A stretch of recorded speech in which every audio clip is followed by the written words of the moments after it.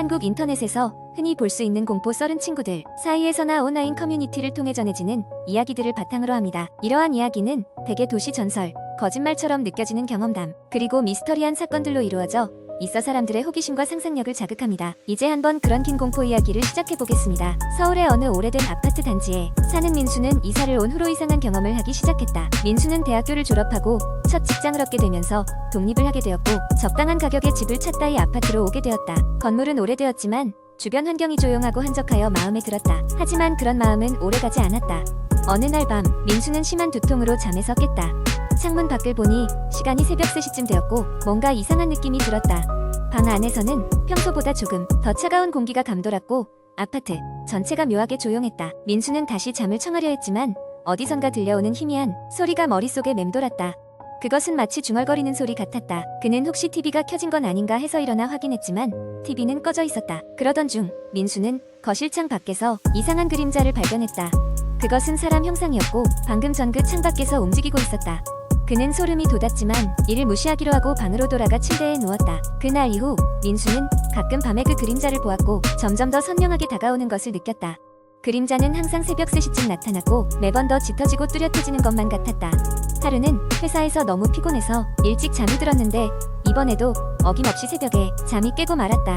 그런데 이번엔 방 안에서 끔찍한 차가움을 느꼈다. 그 차가움은 단순한 기온 저하가 아니었다. 마치 누군가 거기에 있는 듯한 느낌이 들었다. 그는 천천히 몸을 일으켜 다시 한번 거실을 확인하려 했다. 그런데 그 순간 바로 침대 곁에서 중얼거리는 소리가 시작되었다. 그 소리는 분명히 한국말이었으며 이렇게 속삭이고 있었다. 여기 있으면 안 돼, 여기 있으면 안 돼. 민수는 놀라 소리를 지르려 했지만 목소리가 나오지 않았다. 그의 온몸은 마치 얼어붙은 듯 굳어버렸고 소리는 점점 더 커지기 시작했다. 그는 이를 악물고 힘겹게 침대에서 빠져나와 불을 켰다. 그러나 불을 켜면 언제나 그래왔듯 소리는 멈추고 그림자도 사라졌다.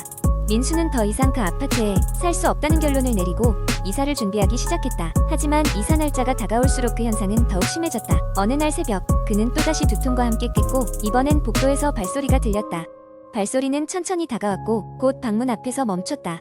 민수는 숨을 죽이고 바라보았다. 문틈 사이로 바깥의 어둠 속에서 무언가가 서 있는 게 보였다. 그것은 사람의 형체였지만 얼굴은 보이지 않은 채 그저 서 있었다. 마침내 이사 당일 아침 민수는 그 아파트를 떠나기 전 마지막으로 방을 둘러보았다. 방문을 닫고 돌아서려는 순간 벽에 이상한 문구가 보였다. 벽지 뒤편에서 희미하게 보이는 붉은 글씨로 이렇게 적혀 있었다.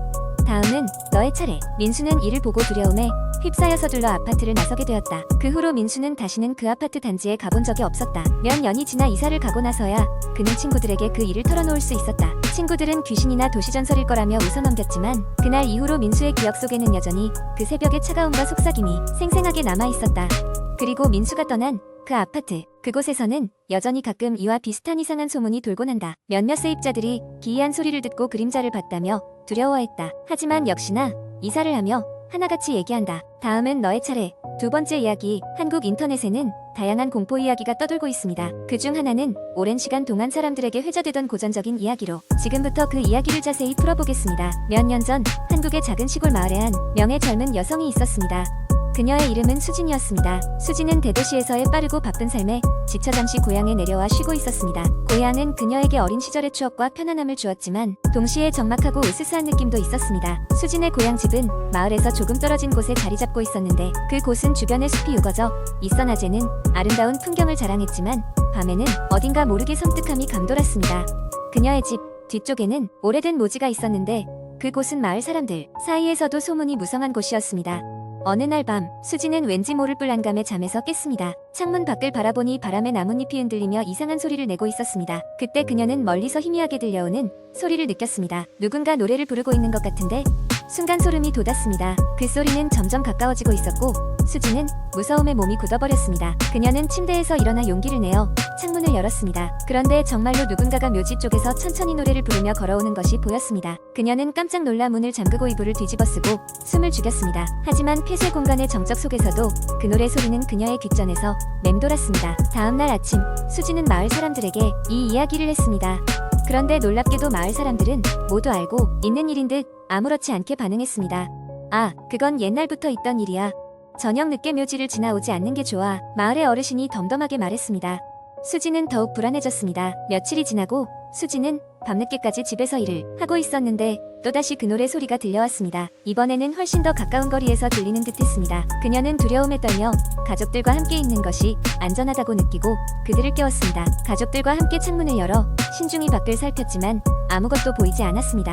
하지만 분명 노래 소리는 계속 들려왔습니다. 수진의 가족들은 이 상황을 심각하게 받아들이기 시작했습니다. 그들은 마을에 전해져 내려오는 전설을 떠올렸습니다. 오래전 그 묘지에는 한 명의 미쳐버린 악사가 묻혀 있었다고 했습니다. 그 악사는 생전에 자신의 음악을 모두가 듣게 하겠다고 말하며 삶을 마쳤습니다. 그 이후 그의 노래는 가끔씩 밤이 깊어질 때마다 묘지 주변에서 들린다고 알려져 있었습니다. 수진과 그녀의 가족들은 이러한 일이 마을에서 어떤 의미를 지니고 있는지 이해하기 위해 마을의 오래된 기록들을 찾아보았습니다. 기록에 따르면 수진의 조상 중 한 명이 그 악사와 인연이 있었음이 밝혀졌습니다. 그 조상은 악사의 친구였고 죽기 전 마지막 연주를 함께했다고 합니다. 이후로 그 노래는 조상의 후손에게만 들린다는 이야기가 있었습니다. 결국 수진은 자신이 이 고향에 머무는 동안 그 노래를 들어야 한다는 것을 받아들였습니다. 그녀는 매일 밤 그 노래를 들으며 잔잔한 슬픔과 미스터리한 감정을 느꼈습니다. 수지는 알 수 없는 그 감정을 온전히 이해할 수는 없었지만 그 노래 속에 담긴 이야기를 언젠가는 반드시 알아내겠다고 결심했습니다. 그리고 몇 년이 지난 지금도 수지는 그 마을에 또다시 방문할 때마다 밤이 깊어지면 조용히 그 노래에 귀를 기울입니다. 과연 그 노래는 무엇을 전하고자 했던 것일까요? 수지는 아직도 그 답을 찾기 위해 노력하고 있습니다. 세 번째 이야기. 어느 늦은 여름밤, 서울의 한 작은 골목길에 위치한 고풍스러운 카페에서 이야기가 시작된다. 이 카페는 특별히 늦은 시간까지 문을 열어 밤이 깊어질수록 더욱 매력적인 분위기를 풍기는 곳이었다. 창가에 앉아있던 나는 따뜻한 아메리카노를 마시며 책을 읽고 있었는데 그때 한무리의 젊은 남녀들이 들어왔다. 그들은 서로에게 흥미로운 이야기를 들려주기 시작했고 자연스럽게 나도 그들의 이야기에 귀를 기울이게 되었다. 그들 중 가장 목소리가 큰 남자가 입을 열었다. 이건 우리 동네의 서전에 내려오는 이야기야. 아마 이런 거 좋아한다면 재미있게 들을 수 있을 거야. 그러면서 그는 이야기를 시작했다. 몇십 년 전 그들의 동네에는 작은 놀이공원이 하나 있었다고 한다. 그곳은 작은 회전목마와 미로 같은 놀이기구들로 가득 찬 아이들에게는 꿈의 공간이었다. 하지만 어느 날 밤 그 놀이공원에서 끔찍한 사고가 발생했다. 회전목마가 갑자기 미친 듯이 빠르게 돌며 제어 불가능한 상태가 되었고 그 위에 타고 있던 아이들이 모두 다치고 말았다. 그 사건 이후로 놀이공원은 문을 닫고 사람들의 기억 속에서도 서서히 잊혀져 갔다. 그런데 남자는 목소리를 낮추며 말을 이었다. 몇 년 전 내 친구가 그 놀이공원의 폐허를 찾으러 갔어. 오싹한 느낌을 느낄 수밖에 없다고 하더라. 특히 밤이 되면 이상한 소리가 들린다고 했어. 마치 회전목마가 다시 돌아가고 있는 것처럼 말이야. 그의 이야기에 무리가 귀를 기울이는 동안 나는 스스로도 상상하게 되었다. 어두운 밤, 버려진 놀이공원 속에서 아련한 빛을 발하는 회전목마의 모습, 돌이킬 수 없는 사고의 흔적이 남아있는 그곳은 상상만 해도 소름이 돋았다. 이야기는 더욱 기묘한 방향으로 흘러갔다. 놀이공원을 찾으러 간 친구는 혼자가 아니었고 그곳에서 단체로 찍은 사진이 있었다. 하지만 사진을 확인해보니 분명히 사람 수는 다 맞는데 이상하게도 사진의 배경에 정체불명의 얼굴이 하나 더 찍혀 있었다고 한다. 처음에는 조명이나 카메라의 오류라고 생각했지만 사진을 찍었던 친구들은 이상하게도 그 사진을 볼 때마다 몸에 닭살이 돋았고 그날 이후로 계속해서 악몽에 시달리게 되었다고 했다. 이야기를 들은 우리 모두는 약간의 두려움과 흥미로움이 섞인 표정을 지었고 그날 밤의 다른 이야기들에 대해서도 이야기를 나누었다. 밤이 깊어갈수록 카페의 조명은 점점 어두워졌고 우리는 어느새 시간이 얼마나 흘렀는지도 모른 채 그 자리에서 이야기를 계속했다. 그렇게 밤이 깊어갈수록 나는 그 놀이공원이 실제로 존재할지 그리고 그들의 이야기가 얼마나 진실일지 궁금해져 가기 시작했다. 결국 외면할 수 없는 끌림에 따라 나는 그날 밤 집에 돌아가자마자 인터넷을 뒤져 그 놀이공원에 대한 흔적을 찾기 시작했다. 놀이공원은 공식적인 기록에서 찾을 수 없었지만 온라인 커뮤니티와 블로그에서는 그 이야기에 대한 여러 후기와 목격담이 있었다.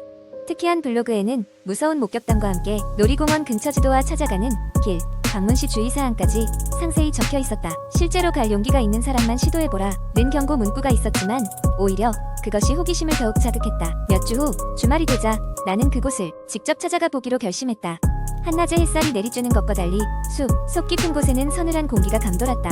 오래된 나무들 사이로 난 좁은 길은 인적이 드물었고 길 끝에는 그 오랜 놀이공원의 잔해가 모습을 드러냈다. 이미 많이 낡고 부서져 있었지만 회전목마의 잔해만은 유난히 눈에 띄었다. 마치 그때의 흔적을 간직한 듯 부서진 말들은 여전히 제자리에 서서 무언가를 기다리고 있는 듯했다. 그 순간 예전에 들었던 회전목마가 돌아간다는 소리가 머릿속에 떠올랐고 갑자기 소름이 돋아 주위를 둘러보았다. 물론 아무것도 보이지 않았지만 이상하게도 그곳에 있는 동안 나는 주시당하는 듯한 기분을 떨칠 수 없었다. 캠코더에 담긴 자신의 모습을 확인할 때까지는 전혀 인지하지 못했지만 집에 돌아와 영상을 다시 보던 중 내 뒤에 서서 나를 응시하는 희미한 형체가 분명히 포착되어 있었다. 한순간 이해할 수 없는 공포가 몰려왔고 나는 그 영상을 즉시 삭제할 수밖에 없었다. 그날 이후로 그 경험은 나에게 두고두고 잊을 수 없는 기억으로 남아있다.